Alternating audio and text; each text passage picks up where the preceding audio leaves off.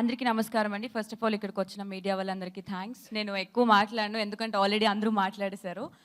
So first of all thank you so much Eesha మూవీని ఇంత support చేస్తున్నందుకు అండ్ మా డైరెక్టర్, మ్యూజిక్ డైరెక్టర్, కాస్ట్ అందరికీ congratulations.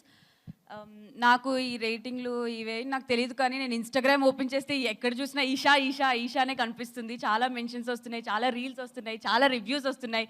I'm so happy for that because నా first movie ఇంత success అవ్వడం అంటే నేను చాలా అదృష్టంగా భావిస్తున్నాను. Thank you so much. మీ అందరి వల్లే అంత పెద్ద హిట్ అయింది.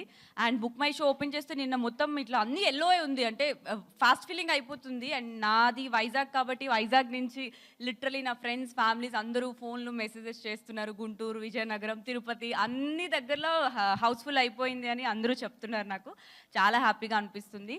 And thanks to Damodar sir, Vamsi sir and Bunny sir, మీ వల్లనే ఈ మూవీకి ఇంత మంచి రెస్పాన్స్ వచ్చింది. Thanks a lot. అండ్ వంశీ గారు, నేను కూడా మీకు పెద్ద ఫ్యాన్ని.